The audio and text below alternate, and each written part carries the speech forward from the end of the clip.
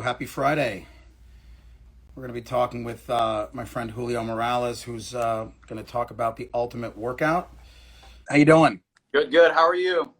I'm all right. I'm going to do a quick intro just while everyone logs on. So we're lucky to have Julio Morales with us today, nationally recognized fitness guru and personal trainer, notably founder of Strength Nation Miami, which is one of the largest fitness enterprises in all of Florida. Years of experience and high caliber certifications. His background focuses on physical and mental strength, general conditioning, post-injury rehab, and nutrition coaching. Certifications include ISSA, StrongFirst Elite, PNL1, USAW, ViPR, FMSL1, and Animal Flow. And for those of you who don't know what those mean, I don't know what they mean either, but basically they mean Julio's a beast in the gym. So anyway, lucky to have him here. Specialties include strength and conditioning, boxing, powerlifting, nutrition coaching, and then habit adjustment. And today it's going to be a very casual discussion, just talking about the ultimate workout and how everyone can kind of maximize their routine, maximize their workout. So again, Julio, thanks so much for joining us. It's a pleasure to be here. Awesome. Let's just start out with some very basic questions. Like, what is the best time of the day to work out? Is it morning? Is it afternoon? Is it night? Is it whatever works for you? There's a lot of components to these questions. Yes and no, it matters. For most people, just making it to the gym on a consistent basis is a challenge. So the benefits of exercising regularly far exceed the marginal benefits of exercising at the right time, which is why for everyone, but perhaps elite athletes, I'd say the best time to work out is if you have the time. Now, if you're an elite athlete and get an extra edge on your game, there are some studies that have shown the benefits of working out at certain times of the day. However, it's equivocal. There's different studies that show different things. There's some evidence that peak and speed performance happens sometime in the afternoon to early in the evening. And there's lots of world record holders that they break world records at around those times. I know personally from experience, my peak times are between the hours of 10 a.m. and 1 p.m.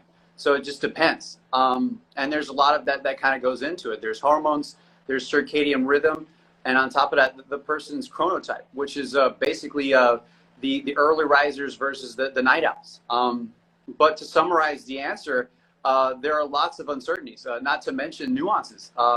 You have different sports power systems. You have skill sets which benefit from the different aspects of peak performance. If this is something you were to employ personally, it would be probably working with a skilled trainer or a skilled coach and experimenting on your own to just find the right balance. So it sounds like the bottom line is whatever gets you to the gym most frequently, go for it. Correct.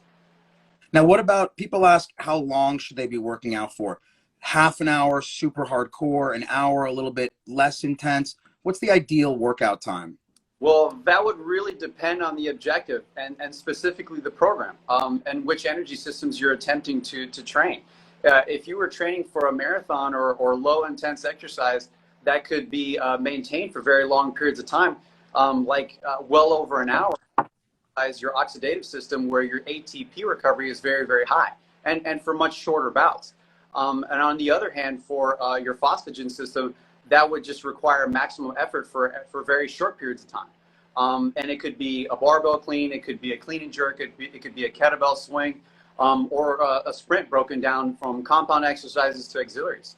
The total time could vary between 45 to an hour and a half. That tends to be the sweet spot.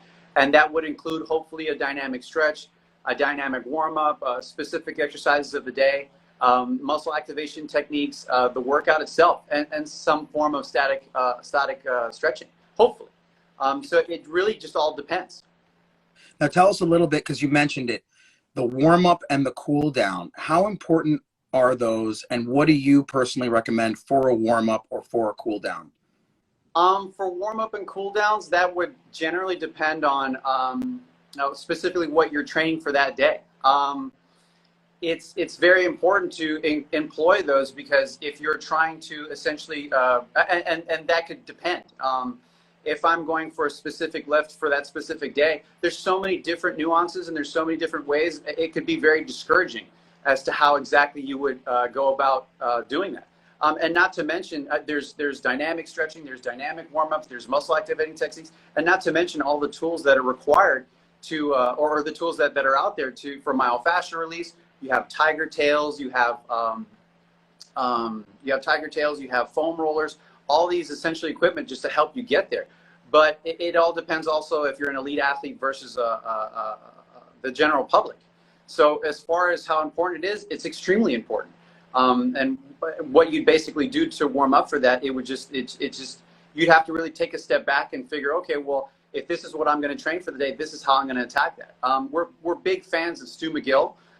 He's done years and years of research, about 30 years of research on back discomfort and pain.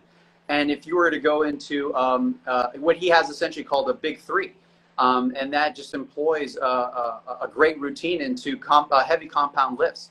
And it just employs different techniques to kind of get you ready for those big lifts, especially if you're an elite power lifter or even to transfer over to a sports specificity. Sorry. So it sounds like you have to do a warm up and a cool down no matter what. It's just a matter of, it depends on what your level of fitness is in terms of what type of warm up to do, but you should never just jump into an intense workout. Absolutely not. You can't go, as they say, as the millennials would say, go ham. That can definitely lead to a number of issues.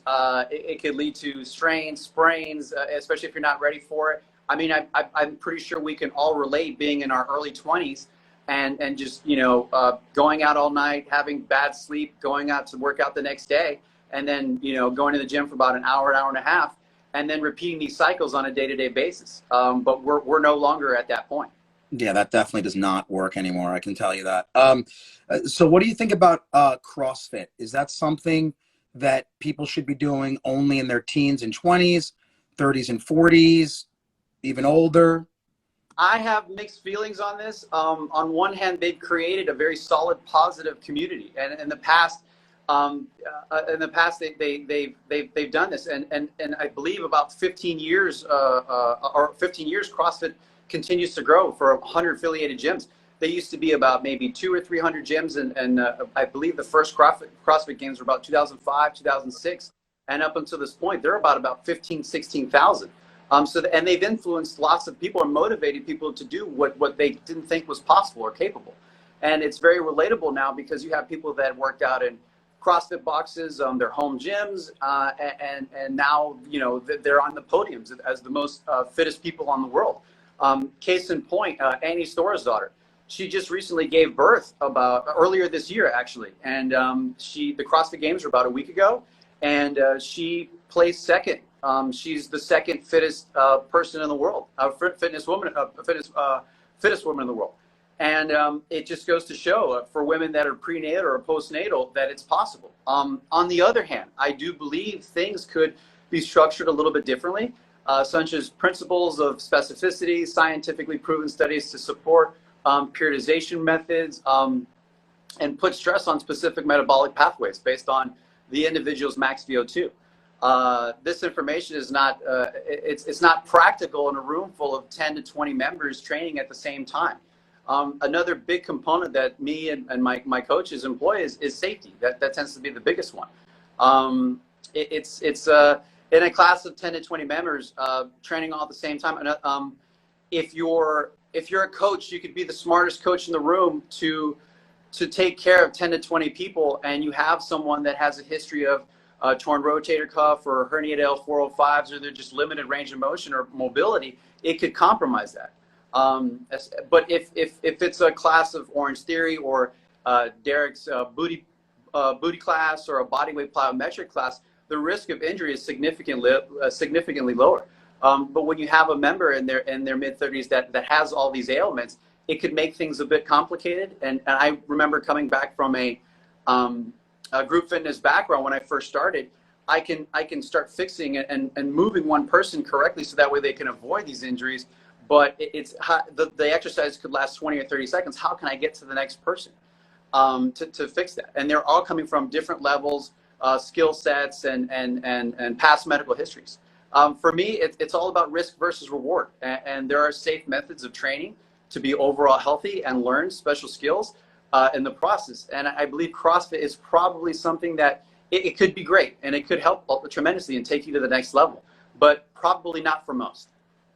Yeah, I mean, I agree with that. I've definitely had friends injured doing CrossFit. So I would say just, tread carefully to anyone who's looking at CrossFit. Now, so for the general public, what do you think about cardio endurance versus strength training, right? How much cardiopulmonary work should the general public be doing versus weights strength training? What's the best breakdown? The best breakdown for strength, it goes down different avenues. You have two different directions that you can go into. If you're talking about, let's just go with cardio. I believe it's proven that if you can train up to a specific point and you're going through different pathways, you can employ this by using what's known as a Carbonin method. And this is essentially working with your max heart rate, and then you use an equation, and you can determine what your component. You can use what's known as that for 85%. You can determine what possibly could be your 85%. So that when you go to train, you have a set goal. Now, for the general public, if you're having a hard time trying to find these numbers, there's lots of information online that would calculate this for you, and you can set this goal so you can work on these longer pathways, such as your oxidative system, instead of using up your ATP or your PCR, and you could last for a longer period of time instead of short bouts using your ATP. Now, strength training, those are totally different avenues you can go down. If you're trying to get stronger, you can use different methods such as periodization programs. You can use longer cycles, strength programs, or linear programs. So if you're starting at 75% of your max lift, let's say your deadlift, your max was 300 pounds, and you can do an equation. So where I'm going to start 12 weeks out or 18 weeks out, I would use 75% of that lift, and every single week I would increase by 2 or 3%. And you can keep going with this safely, and that would determine what your percentages are. So there's different methods, different ways, and to say which one would be better and which one you can go with, that would all depend on the goal. But I would definitely employ both of those. I'm pretty sure we've all seen endurance athletes where they can run for, or let's say a half marathon or a marathon. They could run for long periods of time, but we've all seen how lean they could possibly be, especially in the Olympics. But there's a drawback to that. You lose a lot of lean mass over time. And running in one plane of motion, or which would be in this case your sagittal plane of motion, it doesn't really prepare you for three-dimensional movement, which is required in this day-to-day life. And then somebody that's on the opposite end, if all they do is the big three for their powerlifting meets, how can you possibly do that or last for longer periods of time if you have to do something that requires such? Now, what about how many days a week should you be working out, right? People talk about 3 versus 5. What's the right breakdown of workout days versus rest days? That also really depends. If you're an elite athlete, on season or off season, you're working out 5-6 days a week. Some of those, if you're on days, they're 2 days. So it all really depends on what's required of you, and then that would definitely change if you were just an average person. Now, if you're, let's just go with your average everyday person that wants to train 2 or 3 times a week, it would really depend on, let's say, if you've never worked out before due to your work-life balance, if you just had kids or you've never worked out before, your first workout would be submaximal. You'd probably do okay, and then the next day you have DOMS, or delayed onset muscle soreness, and that would set in. And that takes about 24 to 72 hours to bring you back to homeostasis. So your workouts I'd say for the first couple of months, if not 6 weeks and so on, it would take some time for you to kind of buffer out lactic acid and just kind of get used and have your body adapt to that. So 2 times might not be something that you're interested in, but you'd have to kind of slow that down and then prepare yourself. So you could start at 2 times a week and then work your way to 3 times a week, and then introduce some form of rest recovery phases. But it just, you have to kind of buy your time and feel it out. And that takes a lot of working with either a coach, a strength and conditioning coach, and so on. Now, if you're an elite athlete, you become extremely well known on these issues, and you know, okay, well, I'm going to work on skills and development, and then after that, I have my strength and conditioning, and then the following day there's yoga, and then the following day after that is just max power. So it really depends on how you split this up. Now tell me, so you're talking about switching things up. People talk about hitting a plateau when they're working out. Their gains tend to level off, muscle mass levels off. How do you personally tell people to avoid these plateaus? Is it worth constantly switching up your workout? Like if you're doing the same workout every single day, does that lead to plateaus? And is switching your workout every so often beneficial? It definitely is, and you can switch over to variations, but there are ways to, I guess, interrupt or help this process of plateaus. You have what's known as super compensation, and that is basically, or essentially, you have this homeostasis line, and when you hit your training sessions, you have metabolic damage, and you go into this recovery phase. And there's a point where your body starts to get back to that homeostasis line. If you can interrupt that pattern, which is where super compensation is, you could basically set a new baseline. So you'd have your homeostasis, your training, your recovery, and then once you get to that point where your body starts to get back into homeostasis, you would interrupt that and you'd set a new baseline. This isn't sustainable for long periods of time, which is why you have deloading or super compensation cycles. So it would really all depend on how you can interrupt that or what your program looks like. Now, if you're designing a program and it's the same thing over and over again, nothing really changes, then yes, you'll continue to hit that. I know for a lot of people, we've seen it where you'd be in the gym and you see the same exact person doing the same exercises for the past 10, 15 years. Not much changes, but if you change the percentage, if you change the distance, if you just minor changes, you excel in rep ranges, or you bring up the load and down the volume, or vice versa, you can definitely avoid that. It just depends on how you go about it. Yeah, I mean, I think just changing your workout also keeps you from going crazy, from doing the exact same thing every single day. Otherwise, you're gonna want to ram your head into a wall if you're doing the same thing over and over again. Correct. I mean, and there's different variations. You can try, if you're going into a back squat, you can go into a front squat. If you're going through a deadlift, you can do what's called Zercher. There's lots of ways of doing it. You just have to be methodical and program ahead. It just depends on how you go about it. And it's very comfortable. And you could actually just do the same exercises, which is what known as a step program, where you continue to do that for 2 or 3 weeks. You would change nothing. You would increase in your PCR efficiency. You would increase in your ATP and your ATP recovery and your oxidative systems. That would all change. But then at a certain point, when your body finally acclimates or adapts, you reach that point where, like, okay, well, what your body's saying to you, what's next? But that's when you'd have to make the change. So it could be a weekly change. It could be a bi-weekly change. It could be 3 weeks at a time, as long as at some point you know, okay, this is going to change.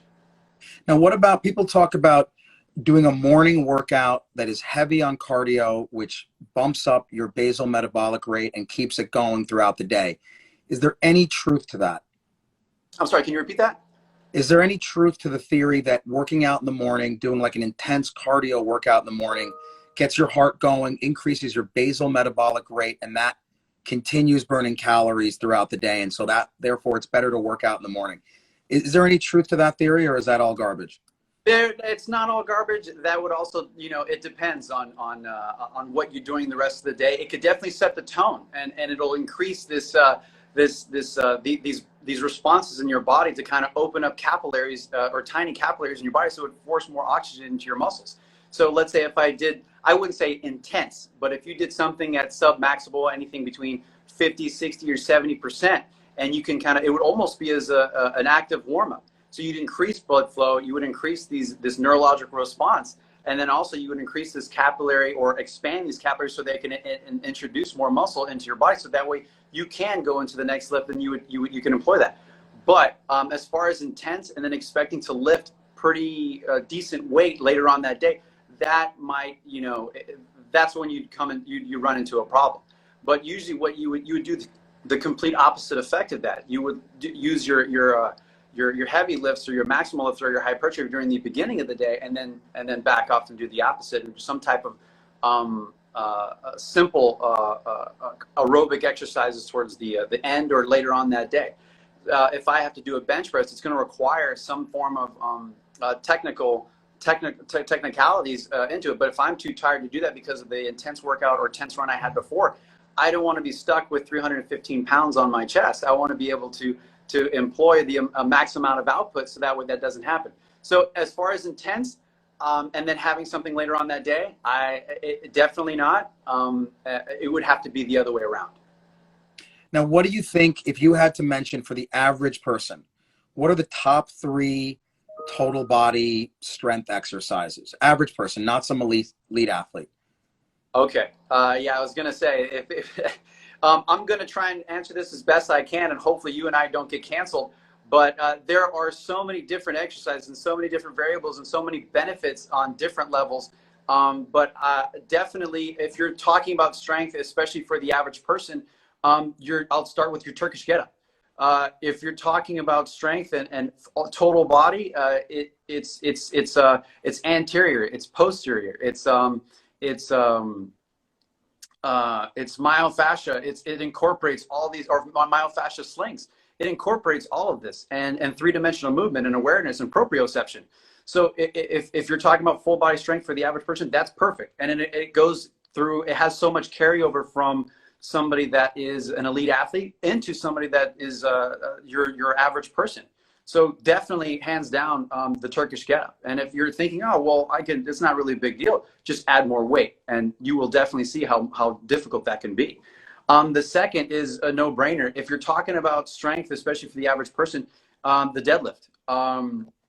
If you're also anterior, posterior, neurological response, your central nervous system, and a lot of things carry over with that. I recently have a case where this person has a herniated L405, and he's in his mid-30s. He looks in great shape.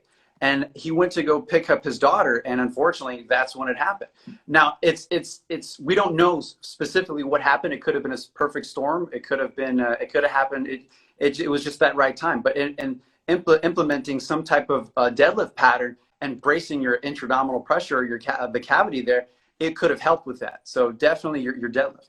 And one of the most important ones would have to be your pull-up. Pavel Tsatsouline from StrongFirst and Red Door, he implements, or he stresses how important your grip is. I've seen time and time again, a lifter would fail a lift, not because they don't have the strength to deadlift, but because they lack the strength of their grip. So they can PR about 405 or 500 and some odd pounds, but if their grip isn't there for it, if their glutes are strong, their hamstrings, they have a tremendous amount of intra-abdominal pressure, they have great fast twitch fibers, they're very explosive. But if their grip isn't there, then the lift isn't there as well. So working on pulling, scapular retraction, it's definitely one of the best exercises that you can incorporate in your strength exercise. So that would be the big 3 for me. Now, what about core? Everyone talks about the importance of core, meaning your back and your abs. What are the best core exercises in your opinion? I'm assuming sit-ups. I would say not sit-ups. Okay, well, there you go. That's why we're talking. There's a lot of flexion and extension, which could be good at certain times. For the average person, it's very hard to employ that. If Stu McGill talks about that to prevent injury, if you have back injury, the big 3 could help with that. And it also, like I mentioned before, it could help you with your big lifts or your compound lifts.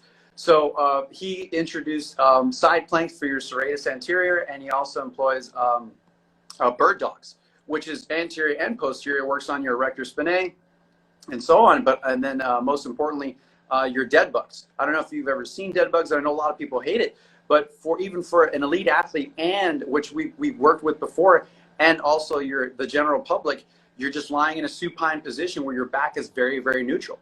And you focus on creating a lot of tension on that one side, or ipsilateral, which would be your right hand and your right leg. And just the simplicity is it's very, very simple. It's user friendly, but it incorporates so much tension on that small specific area.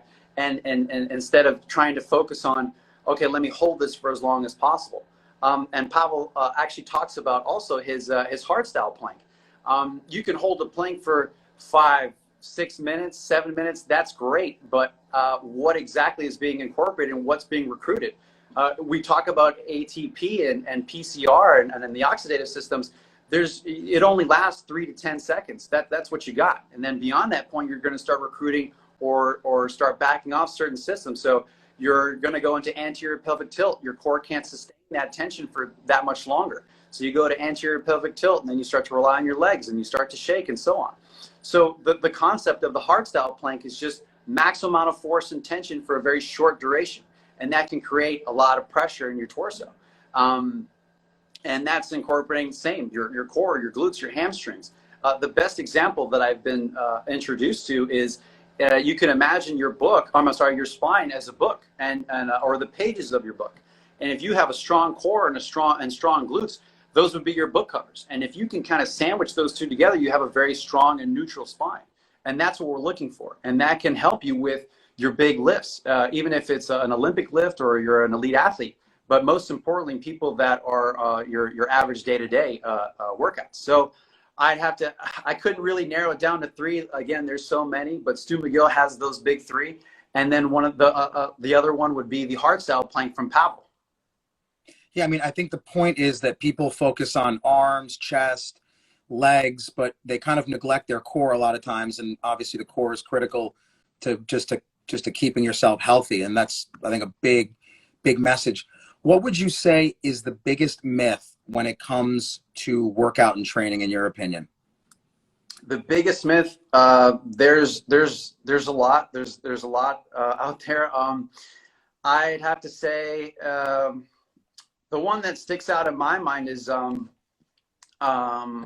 cheat days versus, I'm sorry, not cheat days, cheat meals versus cheat days. A lot gets lost in that equation. And then also I'd have to say, I'd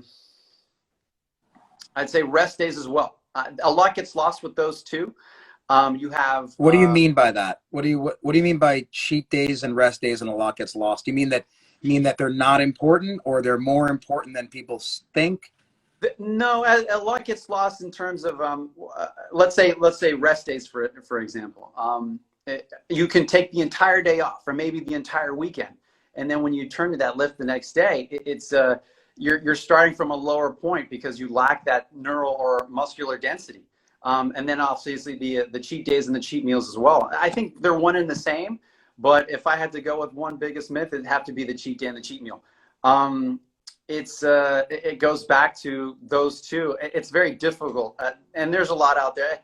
It's hard. It's very, very hard. But do you mean that people should not be taking rest days, or are you saying they should be taking more rest days? I have to say taking, you can definitely take, if your body, you'd have to listen to your body. If your body says, I can't make this lift today, or I'm just not feeling it, or I'm just lethargic, I'm tired, and that can come from numerous things of sleep. So you'd have to listen to your body first. But if you're taking more than 2 or 3 days off, or you're taking a whole entire weekend, you'll lose that connectivity between your body and your muscles, and it tends to be very, very difficult to come back from that. And especially if you're going through those programs, that's why we employ deloading or recovery and so on. Like I said, this differs. It's between elite athletes and your average person that's working out, or the general public. But the idea of taking long rest times when you can employ some type of recovery phases, so that way you can maintain this progress. But I'd say a lot. The worst one would have to be the dieting. Got you.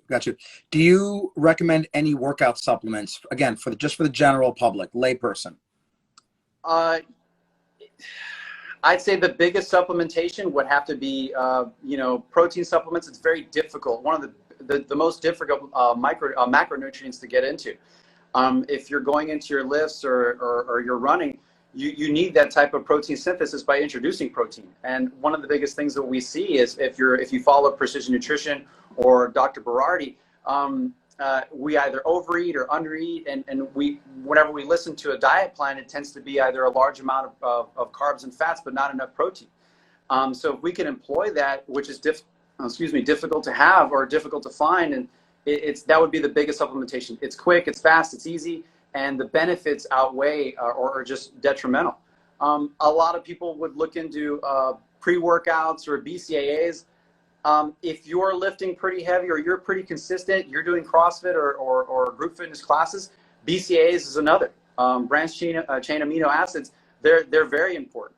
But I'd say the most important for the average person would be protein, BCAAs, and I think really most importantly is your micronutrients. All right. Well, that's a wrap, everyone. It's been over half an hour. Enjoy your weekend. I'll reconnect with Julio. Enjoy.